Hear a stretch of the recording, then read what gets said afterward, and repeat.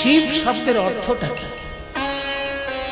আমাদের কাছে তো শিব একজন দেবতা, যিনি অন্যান্য প্রায় সমস্ত দেবতার থেকেই কুৎসিত পোশাক পরিচ্ছদ পরে থাকেন। শিব ঠাকুর ছাড়া অন্য সব দেবতার পোশাক আর শিব ঠাকুরের পোশাক একেবারে আকাশ পাতাল তফাৎ, তাই না? অন্যান্য দেবতার গায়ে কি সুন্দর সোনার গয়না, মোটা মোটা সোনার গয়না দেখা যায়, আর শিব ঠাকুরের গয়নাগুলো কি? এক একটা সাপ, ছোট ছোট সাপ এই হাতে জড়িয়ে আছে, গলায় জড়িয়ে আছে, সারা গায়ে সাপের অলংকার। আর সাপ ছাড়া আরো যদি কোনো অলংকার থাকে সে আবার আরো ভয়ঙ্কর, হাড়ের মালা। এমনি আমরা হাড় যখন ভয় পাই, তারপর আবার হাড়ের মালা শিব ঠাকুরের অলংকার। তবে তার মধ্যে কিছু প্রাকৃতিক উপাদান দিয়েও শিবের অলংকার তৈরি হয়েছে, যেমন রুদ্রাক্ষ মালা, সেটাও প্রাকৃতিক, গাছের একটি ফলের বীজ আছে রুদ্রাক্ষ। তাহলে আমরা অন্যান্য দেবতার যে বসন ভূষণ দেখি, সেই তুলনায় শিব ঠাকুরের বসন ভূষণ খুবই অন্তত প্রশংসনীয় নয়। কারণ সাপের অলংকার আর হাড়ের অলংকার, তারপর আবার বাঘ ছাল গায়ে। আমরা তো শিব ঠাকুরের যে ধ্যান মন্ত্র পাই তার মধ্যে তো ওইরকমই বর্ণনা আছে। আমরা যখন পূজা করি, শিব ঠাকুরের মূর্তি পূজা খুব কম করি। যেটা আমরা করি সেটা হচ্ছে শিবলিঙ্গ পূজা। কিন্তু এই লিঙ্গ পূজাটা আমরা কেন করি, এইটা আমাদের একটু সংক্ষেপে জেনে নেওয়া দরকার। কারণ যারা শাস্ত্র খুব বেশি পড়াশোনা করেন না আর যারা বিধর্মী, এই দুই প্রকৃতির লোক এই শিবলিঙ্গ পূজাটাকে নিয়ে অনেক সময় রসিকতা, নিন্দা, বিদ্রুপ এইসবগুলো করে। আসলে তাদের জ্ঞানের অভাব, সেটা একটু আর বলার অপেক্ষা রাখে না। যে কোনো ধর্মে যখন কিছু উপাসনার জায়গায় রাখা হচ্ছে, জানতে হবে তার কোনো আধ্যাত্মিক অর্থ আছে। তা নাহলে শুধু ছেলে খেলার জন্য কেউ অন্তত উপাসনার বিষয়ে করে তোলে না কোনো জিনিস। তবে আমাদের কাছে সবসময় সব বিষয়টা পরিষ্কার থাকে না। লিঙ্গ শব্দের অর্থটা কি? অনেক জিনিস আমাদের কাছে শব্দটাই পরিষ্কার নয়, সেই জন্য আমরা বুঝি না। আমরা লিঙ্গ শব্দের যেটা মানে বুঝি, সেটা কিন্তু আসল মানে নয়। একটা সাধারণ মানুষকে যদি জিজ্ঞাসা করা হয় যে লিঙ্গ মানে কি, সঙ্গে সঙ্গে সে উত্তর দেবে যে পুরুষের জননেন্দ্রিয়।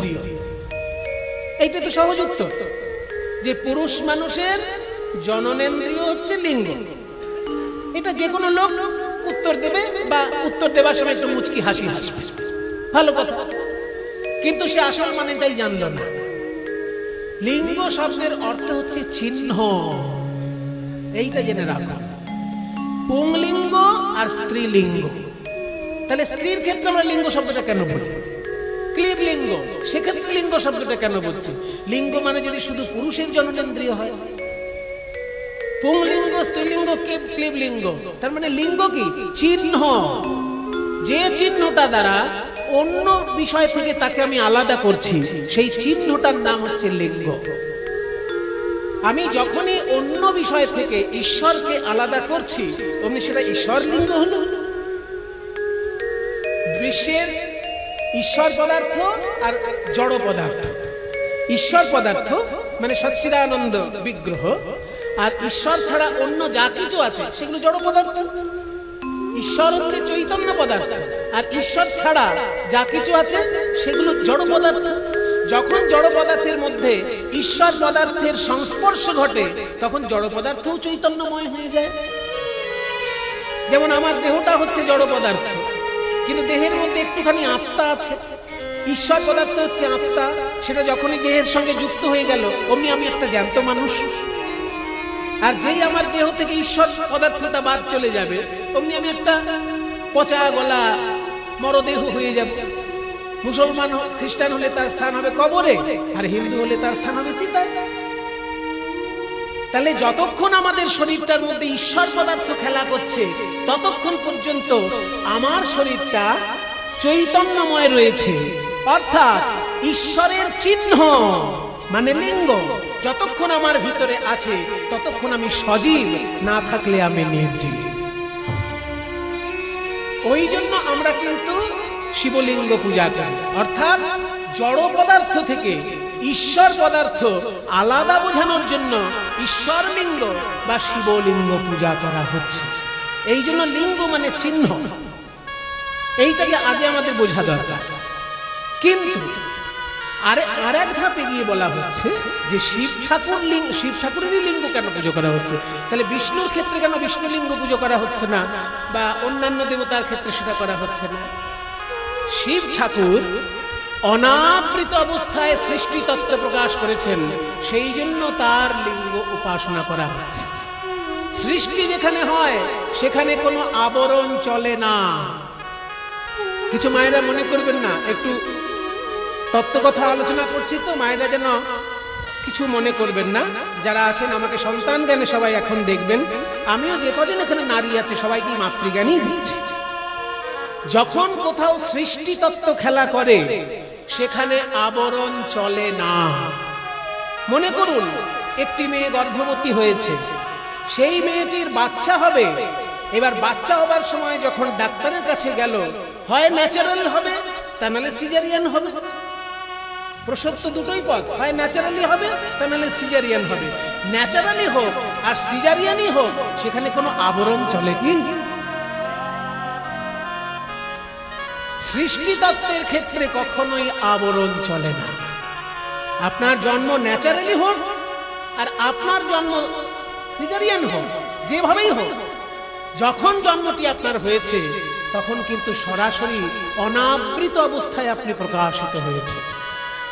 ঠিক তেমনি ভগবানের চিহ্ন, ভগবান শিব ঠাকুর যেহেতু অনাবৃত সত্য প্রকাশ করতে সবসময় ভালোবাসেন, এবং সৃষ্টি তত্ত্বটা মানুষের কাছে যদি উন্মুক্ত না থাকে, মানুষও সৃষ্টি তত্ত্ব উপলব্ধি করতে পারবে না। ওই জন্য শিব ঠাকুরের অন্য অঙ্গ বাদ দিয়ে তার সৃষ্টির জায়গাটিকেই উপাসনার অঙ্গীভূত করা হয়েছে।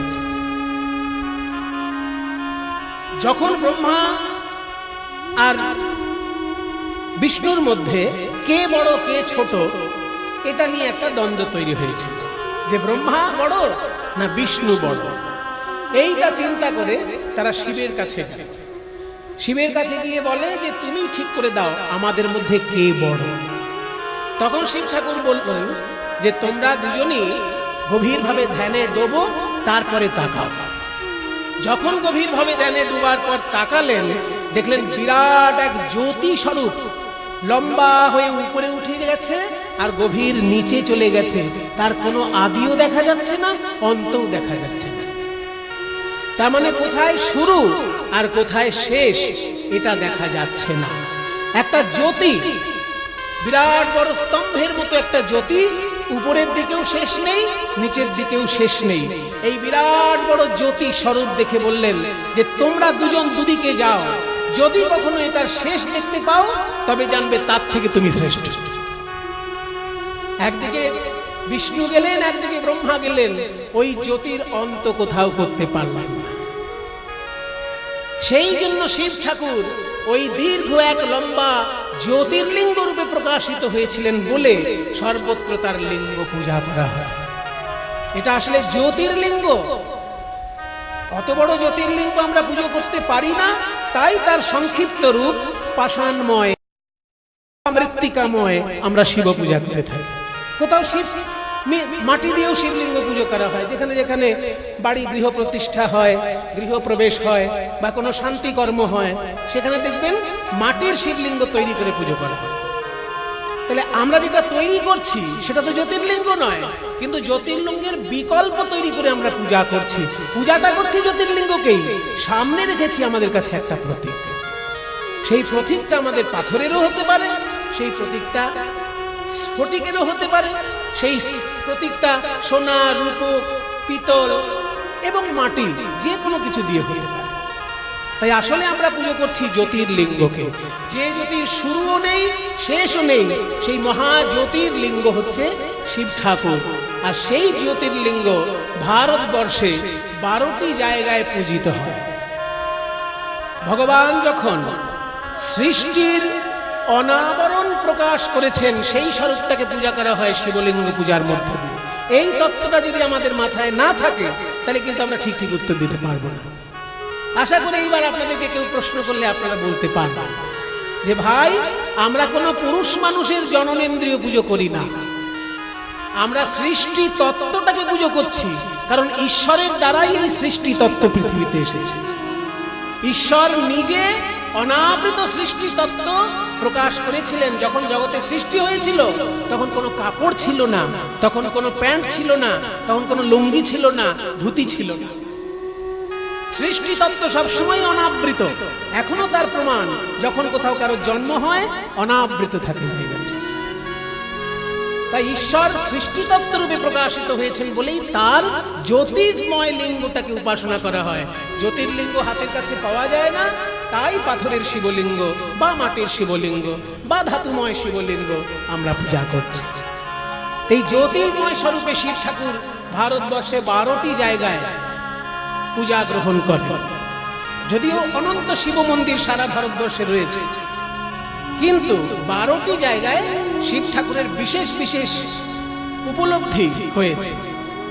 আমাদের অনেক ভাগ্য ভালো, যখন দেশ ভাগাভাগি হয়ে গেছিল, ভাগ্যিস এই 12টি শিবলিঙ্গের একটাও ভারতবর্ষের বাইরে পড়ে, তাই না বাবা? 51 পীঠের অনেকগুলো পেট কিন্তু ভারতের বাইরে পড়ে গেছে। 51 পীঠ, মায়ের যে সতীপীঠ 51টি পীঠ, তার মধ্যে অনেকগুলো পীঠ বাংলাদেশে পড়ে গেছে। এবার বাংলাদেশে কজনের যাওয়ার সুযোগ হতে, আর যা ঝামেলা বাংলাদেশের মাঝে মাঝে হয় কে জানে। কাজে বাংলাদেশে গিয়ে আপনি যে প্রত্যেকটি সতীপীঠে প্রণাম করতে পারবেন, সবসময় সেই সুযোগ নাও থাকতে পারে। আর পাকিস্তানকে আমি ছেড়েই দিলাম, সেখানে প্রাণের ভয় নিয়ে সাধারণত কেউই যেতে পারে না। যারা যায় অত্যন্ত প্রাণের ভয় নিয়ে যায়, কপাল ভালো থাকলে প্রাণ নিয়ে ফিরে আসে, তাই না? তাহলে 51 পীঠের মধ্যে বেশ কয়েকটি পীঠস্থান পাকিস্তানে পড়ে গেছে, বেশ কয়েকটি পীঠস্থান বাংলাদেশে পড়ে গেছে। কিন্তু আমাদের কপাল ভালো যে 12টি জ্যোতির্লিঙ্গের মধ্যে একটাও জ্যোতির্লিঙ্গ ভারত দেশের বাইরে পড়ে না। এটা যে আমাদের কত বড় ভাগ্য ভালো, সেটা আপনারা উপলব্ধি করলে বুঝতে পারবেন। 12টি জ্যোতির্লিঙ্গ কোথায় কোথায় পাবেন? বেশি পয়সা খরচা যদি করতে না চান, তাহলে বাংলার পাশেই রয়েছে ঝাড়খণ্ডে, আগে ঝাড়খণ্ডে গিয়ে প্রণাম করে আসুন। হ্যাঁ, ঝাড়খণ্ডে রয়েছে বৈদ্যনাথ, ওইটা হচ্ছে দ্বাদশ জ্যোতির্লিঙ্গের একটি, কিন্তু প্রথমটি ওইটি নয়। প্রথম জ্যোতির্লিঙ্গ হচ্ছে গুজরাট। গুজরাটের সোমনাথ মন্দির হচ্ছে দ্বাদশ জ্যোতির্লিঙ্গের প্রথম জ্যোতির্লিঙ্গ। শিব ঠাকুর সারা ভারত ভূমিতে 12টি জায়গায় যে আত্মপ্রকাশ করেছেন ওই জ্যোতির্ময় লিঙ্গ রূপে, সেইটার প্রথম স্থান হচ্ছে গুজরাটের সোমনাথ। কিন্তু আমাদের হাতের কাছে রয়েছে যেটা, সেটা হচ্ছে ঝাড়খণ্ড। আপনি যাবেন এখান থেকে, নিজের গাড়ি হোক যেভাবে হোক, 4-5 ঘন্টার মধ্যেই পৌঁছে যাবেন বৈদ্যনাথ, তাই না? দেওঘর, দেবগৃহ, দেবতার গৃহ বলেই দেবগৃহ বা বৈদ্যনাথ ধাম। এই হ্যাঁ, দেবঘর, আর সংস্কৃতে বলা হতো দেওঘর, দেবগৃহ। দেবগৃহ, সেখান থেকে বাংলা হিন্দিতে দেবঘর, তারপরে এখন বটা ওতে পরিণত হিন্দি উচ্চারণে দেওঘর হয়ে গেছে। যাবেন, এটা দ্বাদশ জ্যোতির্লিঙ্গের এক জ্যোতির্লিঙ্গ। আরেকটু যদি পা বাড়াতে পারেন তাহলে বেনারস চলে যাবেন। বেনারসে চলে গেলেই বিশ্বনাথ মন্দিরে প্রণাম করবেন। আজকে শিব ঠাকুরের মন্দিরের প্রতিষ্ঠা উপলক্ষে যিনি এই কীর্তনের দায়িত্ব গ্রহণ করেছেন, বা মন্দির যিনি পুনঃপ্রতিষ্ঠা করিয়েছেন, তার নামটাও বিশ্বনাথ, বিশ্বনাথ গুপ্ত মহাশয়। আর দ্বাদশ জ্যোতির্লিঙ্গের মধ্যে এক জ্যোতির্লিঙ্গ হচ্ছে বিশ্বনাথ। সেটা কোথায়? বেনারস। ভারতবর্ষের মধ্যে অত্যাশ্চর্য মহাতীর্থ বেনারস, কারণ এই একটি জায়গায় 5000 বছর ধরে বেদ মন্ত্রের চর্চা, সঙ্গীত চর্চা, যেমন উচ্চ শিক্ষা তেমনি উচ্চাঙ্গ সঙ্গীত, দুটো জিনিসের চর্চা সমান হয়েছে। যখন মুসলমান আক্রমণে বিভিন্ন জায়গায় মন্দির ধ্বংস করে করে মসজিদ তৈরি করা হয়েছে, সেই সময় বেনারসের শিব মন্দির ভেঙেও মসজিদ বানানো হয়েছিল, কিন্তু তবুও সেখান থেকে সংস্কৃতিকে নষ্ট করতে পারেনি। সেইখানে এখনো বেদ চর্চা এবং সঙ্গীত চর্চা একইভাবে রয়েছে। সেই জন্য ভারতবর্ষের মধ্যে বেনারস হচ্ছে এমন একটা তীর্থ যেখানে 5000 বছর ধরে একভাবে বেদ চর্চা এবং সঙ্গীত চর্চা হচ্ছে। ওই জন্য আমাদের খুব প্রণামের জায়গা, খুব শ্রদ্ধা করার জায়গা। তাহলে ঝাড়খণ্ডের পরেই উত্তরপ্রদেশের দ্বার প্রান্ত বেনারস, সেইখানে হচ্ছে দ্বাদশ জ্যোতির্লিঙ্গের আর এক জ্যোতির্লিঙ্গ হলো। আর একটু ট্রেনে করে এগিয়ে যাবেন, হিমালয়ের পাহাড়ের মধ্যে একটু ঘুরে আসবেন। পাহাড় ঘুরতে অনেক লোকের ভালো লাগে। পাহাড় দেখতে দেখতে চলে যাবেন ঋষিকেশ, যেখান থেকে পাহাড় শুরু, সেই জায়গাটি হচ্ছে ঋষিকেশ। ওই ঋষিকেশ থেকে যে পাহাড় শুরু হলো, ওই বিরাট বিরাট পাহাড়ের উপরে কেদারনাথ বিরাজ করছেন। কেদারনাথের মহিমা আপনারা ইউটিউবে দেখেছেন, টিভিতে দেখেছেন। যখন হিমালয়ের বড় বড় পাহাড় ভেঙে পড়ছে মহাবন্যায়, সেই সময় কেদারনাথের মন্দিরের পেছনে কোত্থেকে এসে একটা বড় পাথর এমন ভাবে আটকে দিল যে সব ভেসে গেলেও কেদারনাথের মন্দির ভেসে যায়নি। এ মহামহিমা। আশেপাশে সবকিছু ভেসে ভেঙে চুরে তছনছ, কিন্তু কেদারনাথের মন্দির রক্ষা পেল। কোত্থেকে একটা পাথর এমন ভাবে জায়গায় সেট হয়ে গেল যে সেই পাথরটার উপরে সে বন্যার আঘাত লাগলো, মন্দিরে কিছুই হলো না। আশ্চর্য। আমার সৌভাগ্য, আমি ওই কেদারনাথ দর্শন করে এসেছি, কিন্তু ওই বন্যা হবার আগে গেছিলাম। এখন নাকি একটু যাওয়াটা দুর্গম হয়ে গেছে শুনেছি, কিন্তু আমি গেছিলাম যখন বন্যা হয়ে গেছিল তার আগে। আমার জীবনে একটা সংকল্প ছিল যে 2012 সালের মধ্যে আমার যেন দ্বাদশ জ্যোতির্লিঙ্গ দর্শন সম্পূর্ণ হয়ে যায়। কারণ বুড়ো বয়সে তীর্থ হয় না। বুড়ো বয়সে আপনি কোটিপতি হয়ে ঘরের মধ্যে এসি ঘরে বসে থাকবেন আর হাঁপাবেন, কিন্তু তীর্থ হবে না। তীর্থ করতে গেলে আপনাকে 30 বছর থেকে শুরু করে দিতে হবে। হ্যাঁ, প্রথম জীবনে পারবেন না, কারণ প্রথম জীবনে তো ইনকাম করেন না, বাপের হোটেলে বসে খাচ্ছেন। কি করে ঘুরবেন আপনি ভারত?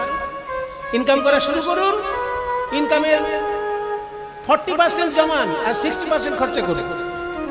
যদি আপনি অল্প ইনকাম করেন, ইনকামের একটা সিস্টেম আছে, যদি আপনি অল্প ইনকাম করেন তাহলে 60% খরচা করুন আর 40% জমান। আর যদি বেশি ইনকাম করেন তাহলে 20% খরচা করুন, 80% জমান। জমাতে জমাতে এমন জায়গায় চলে যান যাতে মনের আনন্দে সারা ভারত ভূমিটা ভালো করে দর্শন করতে পারেন। পৃথিবী দেখবেন, এ কথা আমি বলতে চাই না, কারণ সেটা আরো খরচা সাপেক্ষ, আরো কঠিন ব্যাপার, না হলেও চলবে। কিন্তু ভারতে দ্বাদশ জ্যোতির্লিঙ্গ আর 51 পীঠের যে কটা পীঠ ভারতে আছে, আর 4 ধাম, এগুলো অন্তত জীবনে কমপ্লিট করে রাখা উচিত। তাই আমার টার্গেট ছিল যে 2012 সালের মধ্যে যেন 12 জ্যোতির্লিঙ্গ দর্শন সম্পন্ন করতে পারি। তো 8 সাল থেকে শুরু করেছিলাম, 2008 সাল থেকে 2012 সালের মধ্যে দ্বাদশ জ্যোতির্লিঙ্গ আমার দর্শন হয়েছে। তাই কেদারনাথ যখন দর্শন করতে গেছিলাম হিমালয়ে, দেখে এসেছি। মাকে সঙ্গে নিয়ে গেছিলাম, মাকেও সেইখানে দর্শন করিয়েছি। তাহলে 3টে হয়ে গেল। ঝাড়খণ্ডে একটা, উত্তরপ্রদেশের দ্বার প্রান্তে একটা, আর উত্তরপ্রদেশ পেরিয়ে গিয়ে হ্যাঁ হিমালয়ের পাহাড়ের মধ্যে কেদারনাথ হয়ে গেল। এইবার ওখান থেকে চলে আসবেন গুজরাট, বা বাড়ি থেকে গুজরাট যাবেন। এক এক বছরে এক একটা করবেন, তাহলে সুবিধা হবে। আপনি 12 বছর টার্গেট রাখুন যে 12টা বছরে আমি 12 জ্যোতির্লিঙ্গ সম্পূর্ণ করব। এটা করলেও দেখবেন 12 বছরের আগেই হয়ে যাবে। কারণ আপনি যখনই বেনারসে যাবেন, যাবার পথে তো আপনি দেওঘরে প্রণামটা সেরে যেতে পারেন, তাহলে একবারে দুটো হয়ে গেল। এই জন্য বলছি 12 বছর আগেই হয়ে যাবে, টার্গেটটা রাখুন। তা গুজরাটে গেলে আপনি 2টো জ্যোতির্লিঙ্গ দর্শন করতে পারবেন। একটা হচ্ছে যেটা বললাম দ্বাদশ জ্যোতির্লিঙ্গের প্রথম জ্যোতির্লিঙ্গ সোমনাথ মন্দির, এবং এই সোমনাথ মন্দির একেবারে সমুদ্রের ধারে, খুব সুন্দর দেখতে। আগে যে পুরনো সোমনাথ মন্দির ছিল সেটা তো ভেঙে চুরে দিয়েছিল সুলতান মাহমুদ, হ্যাঁ, গজনির সুলতান মাহমুদ। গজনি থেকে এসে লুণ্ঠন করার জন্য ভারতের তখন মন্দিরে এত সোনা গয়না থাকতো যে মন্দিরটাকে লুট করার জন্য এসেছিল কোথাকার গজনি। মানে আফগানিস্তান পেরিয়ে ইরান পেরিয়ে ইরানের শেষ মাথায় গজনি, সেই জায়গা থেকে ঘোড়া টোড়া নিয়ে এসেছে লুণ্ঠন করার জন্য। এতখানি তারা লুটেরা। তো সেই গজনির সুলতান সেখান থেকে এসেছিলেন সোমনাথ মন্দিরে, 17 বার লুট করেছে তবু শেষ করতে পারে। আর শেষবারে যাওয়ার সময় মন্দিরটা ভেঙে দিয়ে গেছে। তো সেই ভাঙা মন্দিরটি এখনো রাখা আছে, দর্শন করা যায় ভাঙা মন্দিরটি। তার পাশে ভারত সরকার বিরাট বড় মন্দির তৈরি করে দিয়েছে, সোমনাথের মন্দির। আপনারা দর্শন করবেন, খুব সুন্দর সোমনাথ মন্দির। হ্যাঁ, নয়ন আভিরাম দৃশ্য সমুদ্রের ধারে একদম, গুজরাট। আর ওই গুজরাটেই আরেকটি জায়গা আছে নাগেশ্বর মন্দির। গুজরাটেই নাগেশ্বর, তাহলে দুটো জ্যোতির্লিঙ্গ গুজরাটে হয়ে গেল। এইবার চলে আসবেন ভারতের মাঝখানে মধ্যপ্রদেশ। মধ্যপ্রদেশে পাবেন দুটো জ্যোতির্লিঙ্গ, একটা হচ্ছে মহাকালেশ্বর আর একটা হচ্ছে ওঙ্কারেশ্বর। ওঙ্কারেশ্বর মন্দিরটা নর্মদা নদীর একদম মাঝখানে। মানে নর্মদা নদীটা বয়ে যাচ্ছে, নদীর মাঝখানে একটা পাহাড়, সেই পাহাড়টার মাথায় ওঙ্কারেশ্বরের শিব মন্দির। ভালো লাগবে আপনার দর্শন করতে, ভালো লাগবে। নর্মদা নদীর একদম মাঝখানে শিব ঠাকুরের মন্দির ওঙ্কারেশ্বর। আর যেটা মহাকালেশ্বর, সেইখানে একটা দর্শনীয় বিষয় আছে, চিতাভস্য দিয়ে আরতি হয় ভোর 4টের সময়। এটা কিন্তু অন্য জায়গায় অত গুরুত্বপূর্ণ নয়, ওই মহাকালেশ্বরে খুব গুরুত্বপূর্ণ।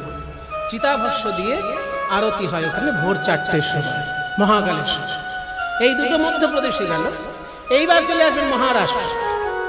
মহারাষ্ট্রের 3টে জ্যোতির্লিঙ্গ আছে।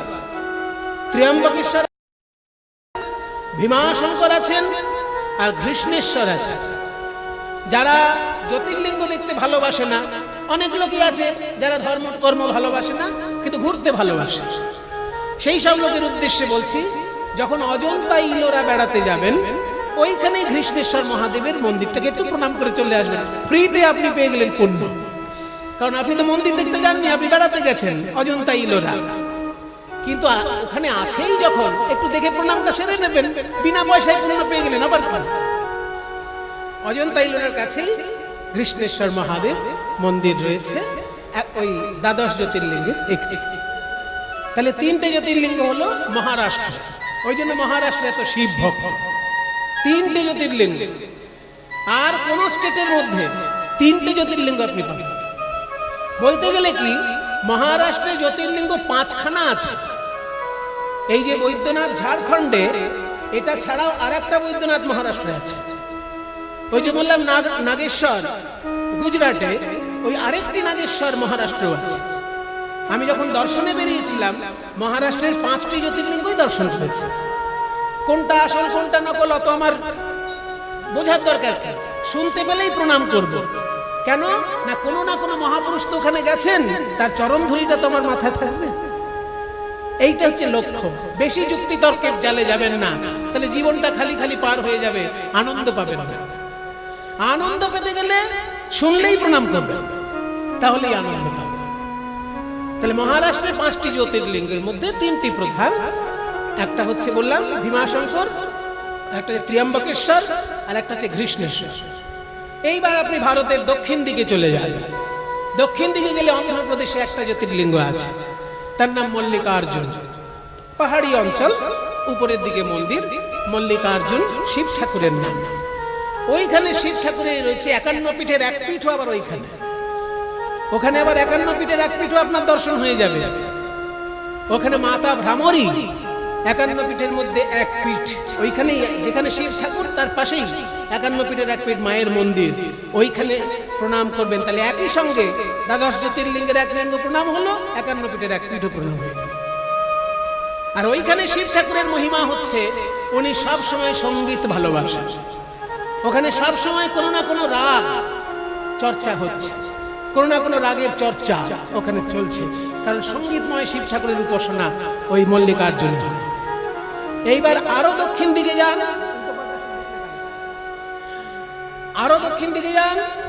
তামিলনাড়ু পেয়ে যাবে।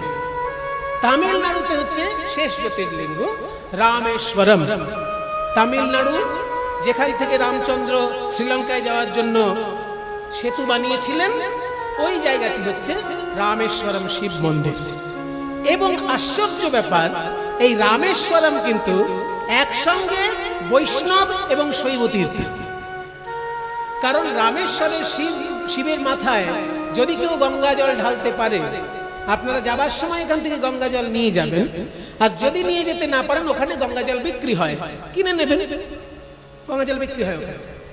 গঙ্গা জল যদি রামেশ্বরের শিবের মাথায় কেউ ঢালতে পারে, শাস্ত্রে বলা হয়েছে ওটা বিষ্ণুর পাদপদ্মেও গঙ্গা জল দেওয়ার সমতুল্য হয়ে যায়। কারণ সারা ভারতবর্ষে বিষ্ণুর 4টি সেবা প্রধান। এক জায়গায় অন্ন সেবা, এক জায়গায় বস্ত্র সেবা, এক জায়গায় জল সেবা, আর এক জায়গায় তুলসী সেবা।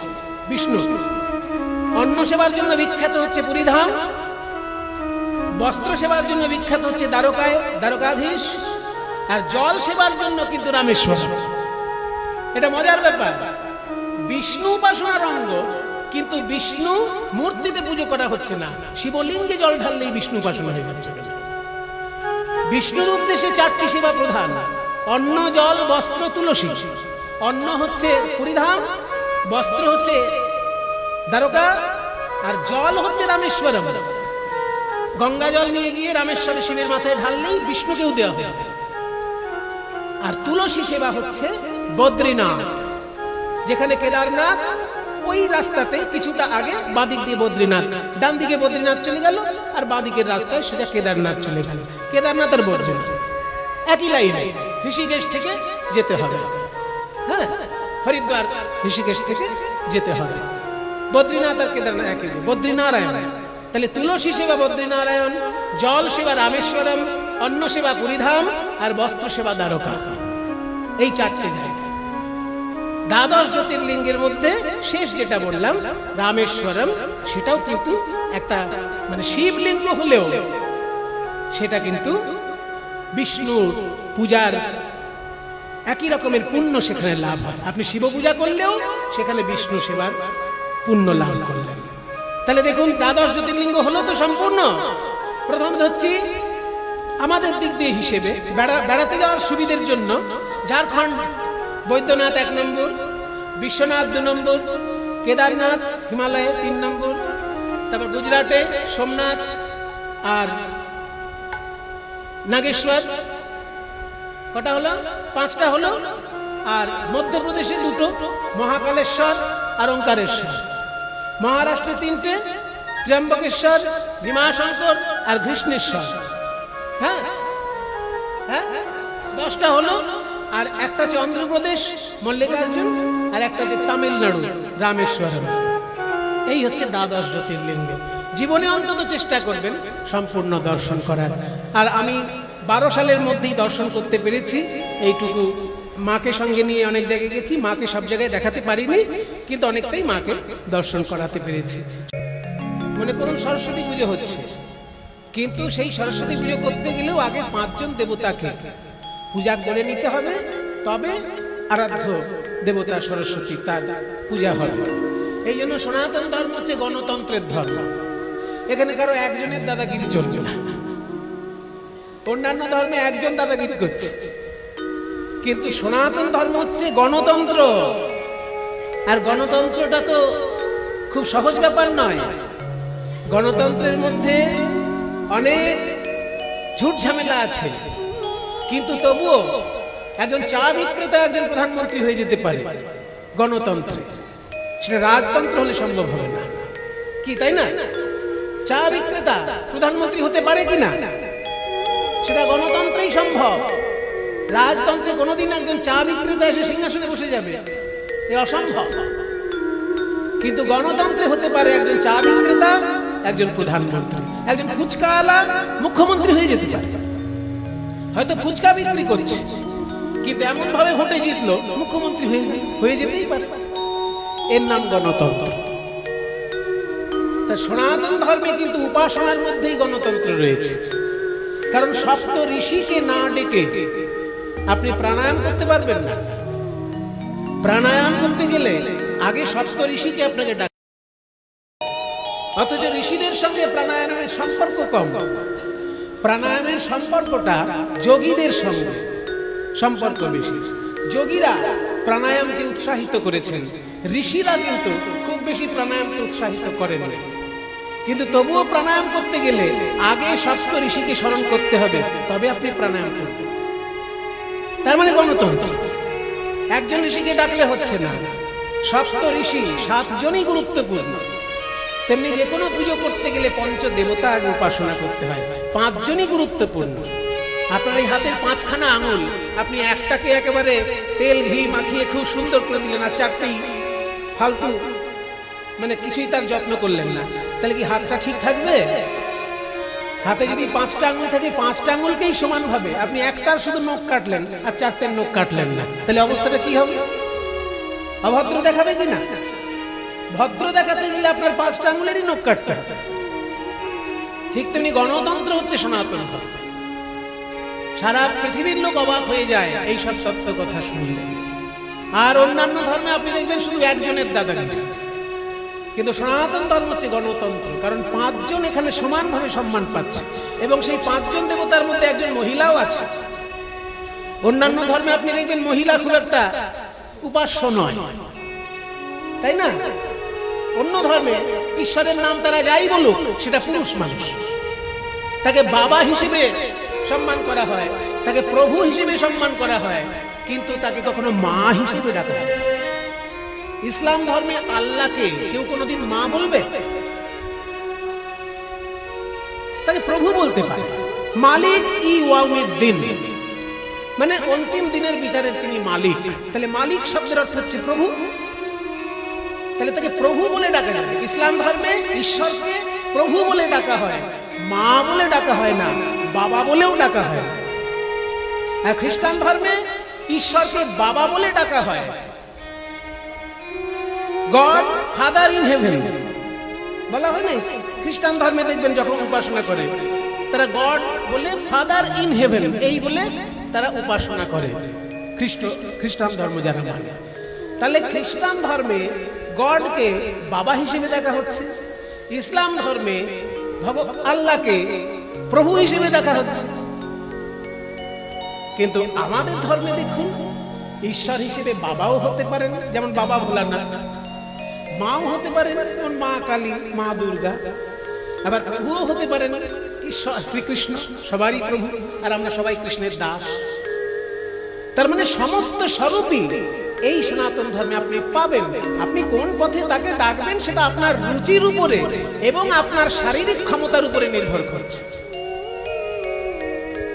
আপনার যেটা রুচি সম্মত মনে হবে আপনি সেই পথেই ডাকতে পারবেন, ফল একই পাবেন, কম বেশি ফলের ব্যাপার না। এই হচ্ছে সনাতন ধর্মের গণতন্ত্র, যেখানে যে কোনো দেবতা পুজো করতে গেলে 5 জন দেবতাকে আগে পুজো করতে হবে, এবং সেই 5 জনের মধ্যে একজন নারীও আছে, তার নাম দুর্গা।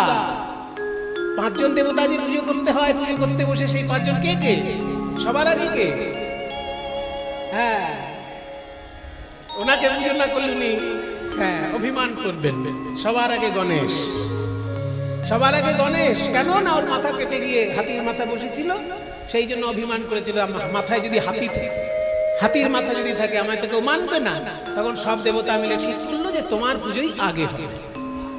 তাহলে গণেশ আগে হচ্ছে। গণেশের পর কে? সূর্য। সূর্য ছাড়া যে যেখানে যতই লাফালাফি করুক জীবন শেষ। এক্ষুনি যদি সূর্য নিভে যায় আপনারা বেঁচে থাকতে পারবেন? সে খ্রিস্টান হোক, মুসলমান হোক, হিন্দু হোক, বৌদ্ধ হোক, কে বেঁচে থাকবে সূর্য ছাড়া? বেঁচে থাকতে গেলে তো অক্সিজেন চাই, আর অক্সিজেনটা তৈরি হচ্ছে কোথায়? গাছের পাতায়। কিভাবে তৈরি হচ্ছে? সূর্যের আলো এসে পড়ছে বলে। হ্যাঁ, সালোক সংশ্লেষ বলে, ফটোসিনথেসিস। তাহলে সূর্যের আলো এসে গাছের পাতায় পড়ছে, তাই অক্সিজেন তৈরি হচ্ছে, আর সেই অক্সিজেন নিয়ে আমরা বেঁচে আছি। তাহলে সূর্য ছাড়া হিন্দুও বাঁচবে না, খ্রিস্টানও বাঁচবে না, মুসলমানও বাঁচবে না, বৌদ্ধ, শিখ কেউ বাঁচবে না। ওই জন্য গণেশের পরেই সূর্যের উপাসনা। সূর্যের পরে কে? হ্যাঁ, বিষ্ণু। বিষ্ণু নারায়ণ কেন না, সূর্যেরই রূপ হচ্ছে নারায়ণ। সূর্য যখন নারায়ণ সকলের হৃদয়ের মধ্যে প্রবেশ করেছেন, তখন তাকে বিষ্ণু রূপে উপাসনা করা হচ্ছে। কারণ বিষ ধাতুর অর্থ হচ্ছে প্রবেশকারী, বিষ্ণু শব্দের অর্থ প্রবেশকারী। তিনি সকলের হৃদয়ে প্রবিষ্ট আছেন, প্রবিষ্ট রয়েছেন নারায়ণ রূপে, ওই জন্য তৃতীয় পুজোটা নারায়ণ। তাহলে প্রথমে হলো গণেশ, তারপর দীনেশ, তারপর হচ্ছে রমেশ। হ্যাঁ, এগুলো এক সব এস এস এস দিয়ে বলা যায় আর কি। গণেশ, দীনেশ, রমেশ, তারপরে কি আছে মহাদেব। মহাদেবের নাম হচ্ছে উমেশ। উমা মানে দুর্গা, আর উমার স্বামী যেহেতু শিব ঠাকুর, ওই জন্য শিবের এক নাম উমেশ। তাহলে দীনেশ, গণেশ, রমেশ, উমেশ, আর লাস্টে কি আছে মা দুর্গা। দুর্গাকে বলা হয় উমা। ওই জন্য পঞ্চদেবতার নাম সহজে মুখস্থ রাখতে গেলে এইভাবে বলতে হয়, গণেশ, দীনেশ, রমেশ, উমেশ, উমা। ছোট্টর মধ্যে হয়ে যাবে পাঁচজন দেবতার নাম, গণেশ, দীনেশ, রমেশ, উমেশ, উমা, পাঁচজন দেবতার নাম সংক্ষেপে মানে অনুপ্রাস অলঙ্কার যুক্ত শব্দ হয়ে গেল। অনুপ্রাস অলঙ্কার হয়ে গেল না? গণেশ, দীনেশ, রমেশ, উমেশ, উমা। উমা লাস্টে উমেশ আর উমা এই দুটো সন্ধি করে ও ও চলে এলো। তাহলে গণেশ, দীনেশ, রমেশ, উমেশ, উমা, এই হচ্ছে পঞ্চদেবতা। তাহলে গণতন্ত্র হচ্ছে পরিষ্কার গণতন্ত্র। এমন নয় যে মেয়ে মানুষকে বাদ দিয়ে শুধু পুরুষ মানুষের গণতন্ত্র চলছে, তা নয়। দেবতার মধ্যেও যে গণতন্ত্র, সেখানেও রয়েছে একজন নারী, দুর্গা। তাহলে শিব ঠাকুরকে যে পুজো করা হচ্ছে, এই শিব ঠাকুরের ধ্যান যেটা বললাম, তার মানেটা একটু বলে দিই। কারণ পুজো করতে গেলে তো আর মানে বলার সুযোগ থাকে না, ওই কীর্তনের আসরে মানে বলার সুযোগ থাকে। ওম ধ্যায়ে নিত্যম মানে নিত্য ধ্যান করা উচিত। ধ্যায়ে মানে ধ্যান করা উচিত। নিত্যম মানে রোজ, নিত্য ধ্যান করা উচিত, পার্মানেন্টলি। ধ্যায়ে নিত্যম মহেশম, মহেশ মানে শিব ঠাকুর। ধ্যায়ে নিত্যং মহেশম। তারপর কি রজত গিরি নিভং। রজত মানে রূপ, গিরি মানে পর্বত, নিভং মানে মতন, রূপর পর্বতের মতো। শিব ঠাকুর যখন সারা গায়ে সাদা ছাই মেখে বসে আছেন, দেখে মনে হচ্ছে যেন রূপর একটা পর্বত। ধ্যায়ে নিত্যং মহেশম রজত গিরি নিভং। তারপর চারু চন্দ্রাবতংশম। চারু মানে সুন্দর, চন্দ্র মানে চাঁদ, অবতংশ মানে মাথার অলঙ্কার। তাহলে সুন্দর একটি চাঁদ, অলঙ্কার যাহার, মাথায় অলঙ্কার হিসেবে তার এক টুকরো চাঁদ রয়েছে। ধ্যায়ে নিত্যং মহেশং রজত গিরি নিভং চারু চন্দ্রাবতংশম। এবার রত্নাকল্পোজ্জ্বলাঙ্গম। রত্নের আকল্পের মতো দেখতে তার উজ্জ্বল অঙ্গ। মানে শিব ঠাকুরের অঙ্গটি এত সুন্দর, দেখে মনে হচ্ছে যেন একটা রত্নের উজ্জ্বল আয়না। আয়নার সামনে যেমন নিজেকে দেখা যায়, আয়না এত উজ্জ্বল, তেমনি শিব ঠাকুর যেন একটা রত্নের আয়না, এত উজ্জ্বল তার অঙ্গ। রত্নাকল্পোজ্জ্বলাঙ্গম পরশু মৃগবরাভীতি হস্তং প্রসন্নম। তার চারটি হাতে চারটি জিনিস রয়েছে। কি কি? পরশু, মৃগ, বর, অভীতি। চারটে হাতে চার রকমের বিষয়। কি কি? পরশু, পরশু মানে এক রকমের অস্ত্র, কুঠার, কুঠারকে পরশু বলা হয়। পরশু মানে কুঠার। মৃগ, ওই যে বললাম মৃগশীর্ষ, মৃগশীর্ষ মুদ্রা। এই যে হাতটাকে এরকম করে দিলেই হরিণের মাথার মতো দেখতে হবে। শিব ঠাকুরের চারটে হাতের মধ্যে একটা হাত এরকম থাকে, মৃগশীর্ষ মুদ্রা। পরশু, মৃগ, বর, বর, আর একটা হাতে হচ্ছে বর মুদ্রা, মানে আঙুলগুলো সোজা করে সমান হাতটা, বর মুদ্রা বলে একে। যা চাইবে তাই পাবে, বর দিলাম। ওই বর দেওয়ার জন্য সবসময় হাতটি তার এরকম সোজা রয়েছে। परशु मृग बराभीति। अभीति बर मुद्रा হচ্ছে এই চারটি আঙ্গুল, তার মধ্যে অনামিকার গোড়ায় বুড়ো আঙ্গুলটা থাকবে, এটা হচ্ছে বর মুদ্রা। আর অভয় মুদ্রা হচ্ছে পাঁচটা আঙ্গুলি যখন সমান থাকবে। অভয় আর বর এই দু রকমের মুদ্রা আছে হাতে। অভয় মুদ্রা হচ্ছে পাঁচটা আঙ্গুলি যখন সমান, তোমাদের ভয় নেই আমি আছি, এইটা বোঝানোর জন্য পাঁচটা আঙ্গুল সমান, এইটা হচ্ছে অভয় মুদ্রা। আর বর মুদ্রা আশীর্বাদ করার জন্য যে মুদ্রা, সেটা হচ্ছে বুড়ো আঙ্গুলটাকে অনামিকার গোড়ায় ঠেকাতে হবে, এই রকম আশীর্বাদ করার মুদ্রা। তাহলে শিব ঠাকুরের চারটে হাতে চারটে মুদ্রা, একটা হচ্ছে পরশু মুদ্রা মানে কুঠারের মুদ্রা, আর একটা হচ্ছে মৃগশীর্ষ মুদ্রা, আর একটা হচ্ছে বর মুদ্রা মানে আশীর্বাদের মুদ্রা, আর একটা হচ্ছে অভয় মুদ্রা, পাঁচটা আঙ্গুলি সমান।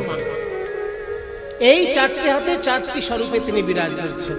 পরশ মৃগবরাভীতি হস্তং প্রসন্নম, তিনি সবসময় প্রসন্ন রয়েছেন।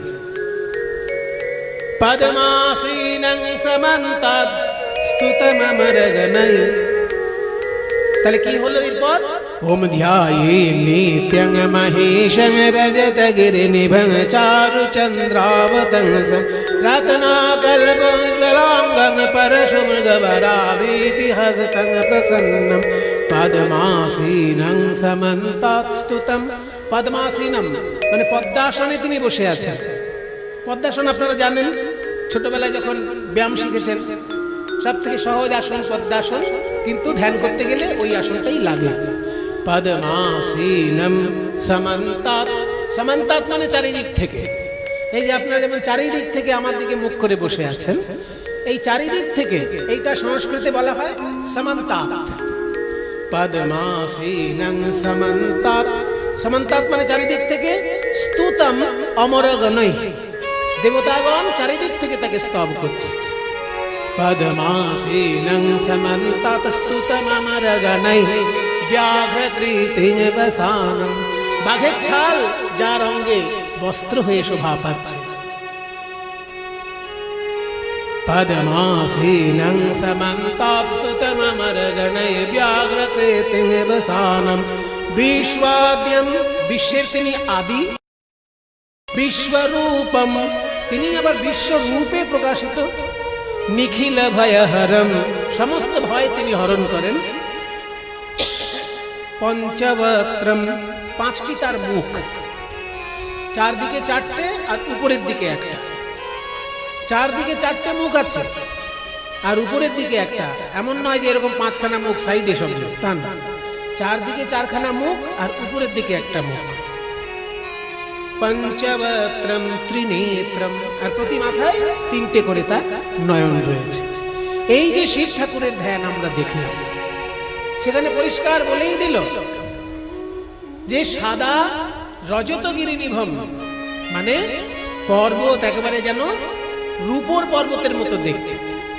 ছাই মেঘে তিনি এমন ভাবে বসে আছেন যে রূপোর পর্বতের মতো দেখতে লাগছে। আবার তার বস্ত্র হিসেবে বলা হলো বাঘের ছাল।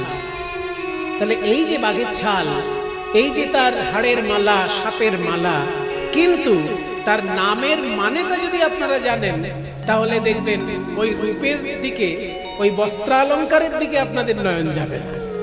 শিব শব্দের অর্থ কি? শিব মানেটা কি?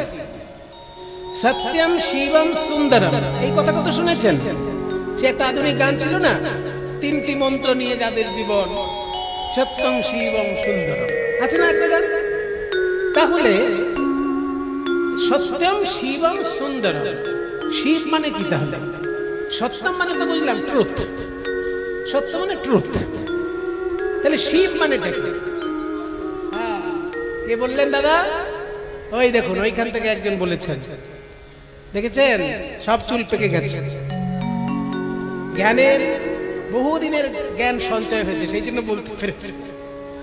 শিব শব্দের অর্থ হচ্ছে মঙ্গল। শিবম মানে মঙ্গলম, তার মানে যার নামটাই মঙ্গল, তাকে ধ্যান করলে তো মঙ্গল হবেই। শিব শব্দের অর্থ মঙ্গল, এটা সবাই আজকে জেনে রাখুন। আজকে আপনাদের কীর্তন শুনতে আসার এইটাই মানে 1 নম্বর লাভ। যারা এতদিন জানতেন না তারা মুখস্থ করে নেন যে শিব মানে হচ্ছে মঙ্গল, অর্থাৎ মঙ্গলময় কর্ম করতে হবে, মঙ্গলময় চিন্তা করতে হবে, মঙ্গলময় জীবন অতিবাহিত করতে হবে। তা না হলে শিব ঠাকুরকে পুজো করে কিন্তু আপনার কোনো লাভ হবে না। আপনি শিব ঠাকুরের পুজো করছেন মানেই আপনি অপরের মঙ্গল চিন্তা করবেন, নিজেরও মঙ্গল চিন্তা করবেন।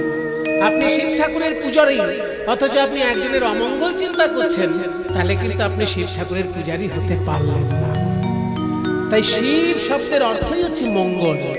যেখানেই শিব ঠাকুরকে প্রণাম করবেন, মঙ্গলময় ঈশ্বরকে চিন্তা করে প্রণাম করবেন, কারণ তার নামটার মধ্যেই মঙ্গল রয়েছে। এইটাই হচ্ছে আমাদের বড় লাভ। আমরা যেন এইটাকে মনে রাখতে পারি যে শিব মানে মঙ্গল। শিব ঠাকুরকে আমরা যখন পুজো করব, শিব ঠাকুরকে আমরা যখন প্রণাম করব, সঙ্গে সঙ্গে সারা পৃথিবীর মঙ্গল চিন্তা করব। যারা ব্রাহ্মণ ঠাকুর মশাই আছেন, পুজো করেন, তারা কিন্তু প্রত্যেক পুজোতেই শিব ঠাকুরের ধ্যান মন্ত্র পাঠ করেন। এবং হয় কি, যেহেতু আমাদের সংস্কৃত পড়াশোনা চর্চাটা কমে গেছে, ওই জন্য যে মন্ত্র বলছেন হয়তো নিজেই তার মানেটা বুঝতে পারছেন না, এমন হতে পারে। কিন্তু মুনি ঋষির তৈরি করা মন্ত্র তারা বলছেন, একটু মানে যারা খোঁজ খবর নেবে তাদের আরো ভালো লাগবে। শিব ঠাকুরের ধ্যান মন্ত্রটা আমি একটু আপনাদের সামনে বলছি, সবাই একটু হাত জোড় করুন। সব থেকে ভালো হয় কূর্ম মুদ্রায় হাতটা রাখা। ধ্যানের সময় কূর্ম মুদ্রায় হাত রাখতে। ওই যে সামনে একজন ঠাকুর বসে আছেন, উনি বুঝতে পেরেছেন, উনি করে ফেলেছেন অলরেডি। কূর্ম মুদ্রাটা কেমন? শিব ঠাকুরের ধ্যান বা যে কোনো দেবতার ধ্যান যখন করবেন, সেই ধ্যানের সময় একটা ফুলটাকে এই আঙুলগুলো দিয়ে ধরবেন। আমার হাতের দিকে ভালো করে দেখুন সবাই, নাহলে বুঝতে পারবেন না। এই যে 5টা আঙুল, তো এই 5টা আঙুলের মধ্যে বুড়ো আঙুলটাকে সামনে আনুন। করুন, সবাই করুন। বুড়ো আঙুলটাকে সামনে আনুন সবাই। 5টা আঙুলের মধ্যে বুড়ো আঙুলটাকে এরকম সামনাসামনি, মানে 4টে আঙুলের মুখোমুখি করে দিন বুড়ো আঙুলটাকে। করেছেন? এইবার উপরে যে 4টে আঙুল থাকলো, তার মধ্যে মাঝখানের 2টো আঙুলকে নামিয়ে দিন। মাঝখানের 2টো দেখুন, আর নামান। হরিণের সিংহের মতন খাড়া হয়ে রইল দুপাশের 2টো আঙুল, আর সামনের মুখটা হরিণের মুখের মতো রইল। ওই জন্য এইটার নাম মৃগশীর্ষ মুদ্রা। মৃগশীর্ষ, হরিণের মাথা। মৃগশীর্ষ মানে হরিণের মাথা। এই যে মৃগশীর্ষ মুদ্রা রইল, একটুখানি ঘুরিয়ে দেবেন এরকম, মানে বুড়ো আঙুলটাকে সামনের দিকে করে দেবেন, তাহলে গোল মতো হয়ে যাবে মুখটা। এইবার বাঁদিকের হাতটার মধ্যে একই রকম ভাবে রাখবেন। বাঁদিকের হাতে মাঝখানের আঙুল 2টো মাঝখানে নিয়ে নেবেন, নিয়ে এইভাবে নিয়ে এই 2টো হাত পাশাপাশি করতে হবে। বাঁদিকে কিন্তু মৃগশীর্ষ মুদ্রা করা যাবে না। বাঁদিকের হাতটায় 3টে আঙুল ছাড়া থাকবে, শুধু মাঝের আঙুল 2টো নামবে। এইরকম বাঁদিকের হাতটা ঝামেলা আছে। সবাই ভাবে ঠাকুর মশাইগুলো কিছুই করে না, শুধু অঙ্গং চম করে পয়সা নিয়ে চলে যায়। কিন্তু এত কিছু শিখতে হয় ঠাকুর মশাইদের, নাচও শিখতে হয়। তবে তারা নাচ হিসেবে নাচ শেখে না, নাচের মুদ্রাগুলো শেখে। যার কাছে পুজো শেখে সেই পূজারী ব্রাহ্মণ এগুলো শিখিয়ে দেয়। এই 5টা আঙুলের মধ্যে উপরের মাঝখানে 2টো আঙুল নামিয়ে দিতে হবে, আর 3টে আঙুল ছাড়া থাকবে। বুড়ো আঙুল ছাড়া থাকবে, তর্জনী ছাড়া থাকবে, আর কনিষ্ঠা ছোট আঙুল ছাড়া থাকবে। বাঁদিকের হাতটা এরকম, আর ডান দিকের হাতটা মৃগশীর্ষ মুদ্রা। এই করে 2টো হাতকে একসঙ্গে জুড়ে দিন। জুড়ে দিয়ে দেখুন, জুড়ে দেওয়ার পর ডান হাতের বুড়ো আঙুলটা ছেড়ে দিন। ছেড়ে দিলেই দেখবেন এই যে কচ্ছপের মতো দেখতে হয়ে গেল। ওই জন্য এর নাম হচ্ছে কূর্ম মুদ্রা। মানে এটাও এরকম থাকলো, এটাও এরকম থাকলো। যখন জুড়লেন তখন, আগে কেন বললাম না, ফুলটা নেওয়ার জন্য বললাম। প্রথমে মৃগশীর্ষ মুদ্রায় ফুলটা নিয়ে নিতে হবে। যে ফুলটা নিয়ে ধ্যান করবেন সেই ফুলটা এরকম নিয়ে নিতে হবে মৃগশীর্ষ মুদ্রায়। মানে হরিণ ফুল খেয়ে নিল, এইটা ভেবে নিয়ে ফুলটা নিয়ে নিলেন। ফুলটা নিয়ে যখন এই হাতে রাখবেন, ফুলটা ছেড়ে দিলেন, এইবার বুড়ো আঙুলটা সরিয়ে দিলেন, মাঝখানে ফুল থেকে গেল আর পুরো হাতটাকে কচ্ছপের মতো দেখতে হয়ে গেল। এটার নাম হচ্ছে কূর্ম মুদ্রা। এই কূর্ম মুদ্রা বুকের কাছে রেখে ধ্যান করতে হবে। যে দেবতার পূজা করবেন সেই দেবতার ধ্যান এইরকম ভাবেই করতে হবে। এইবার মন্ত্রটা বলছি। ওম ধ্যায়েন নিত্যং মহেশং রজতগিরিনিভং চারুচন্দ্রাবতংশং রত্নাকল্পোজ্জ্বলাঙ্গং परशुमृगवराभीतिहस्तं प्रसन्नं पद्मासीनं समन्तं सुतममरगणैः व्याघ्रकृतिर्वसानं विश्वाद्यं विश्वबीजं निखिलभयहरं पञ्चवक्त्रं त्रिनेत्रम्। ॐ नमः शिवाय, ॐ नमः शिवाय। এই বলার পর ওই ফুলটা নিজের মাথায় রাখতে হবে। ধ্যান করে এই ফুলটা কিন্তু ঠাকুরকে দিয়ে দেওয়া যাবে না, ফুলটা নিজের মাথায় রাখতে হবে। কেন? এই ধ্যান করলাম মানে আমি আমার শরীরের মধ্যে দেবতাকে চিন্তা করে নিলাম। এবার আমার হৃদয় আসনটায় আলো করে বসলেন আমার দেবতা। তারপরে নিজের শরীরের সমস্ত কিছু পূজার উপকরণ মনে করে দেবতাকে নিবেদন করতে হবে। নিজের শরীরের ভেতর যা যা আছে সব দেবতাকে নিবেদন করতে হবে পূজার উপকরণ মনে করে। এতে আত্মসমর্পণ হয়ে গেল। তারপরে আবার ফুলটা নিতে হবে, ওই যে মাথায় রাখা ছিল ওই ফুলটাকে আবার ওই একই কায়দায় তুলে নিয়ে আবার ওই রকম ভাবে কচ্ছপের মতন হাতটাকে করে আবার ওইখানে হৃদয়ে ধরে আর একবার ধ্যান মন্ত্রটা বলতে হবে। এবার তালে বলি ওম ওম নমঃ শিবায়।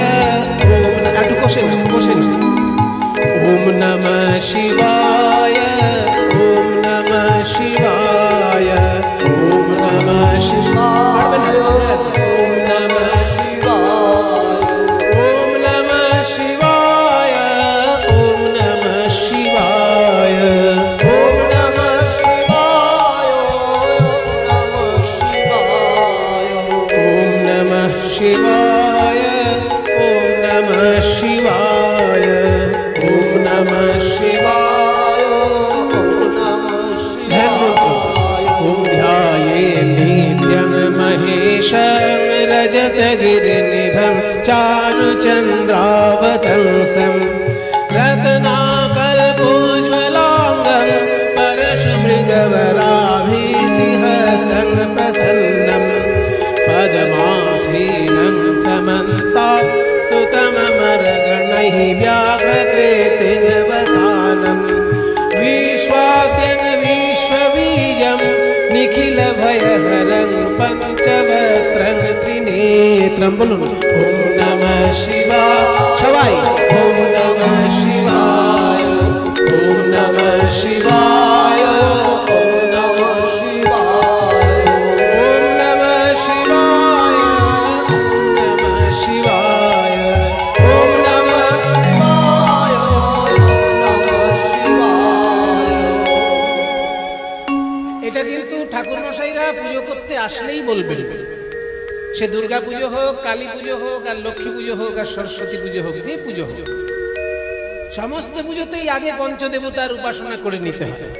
সবাই মিলে একবার বলুন শিব ঠাকুর কি নমঃ পার্বতী পদে হর হর মহাদেব। আমি বলবো নমঃ পার্বতী পদে আর আপনারা বলবেন হর হর মহাদেব। তিনবার বলুন। ও নমঃ পার্বতী পদে হর হর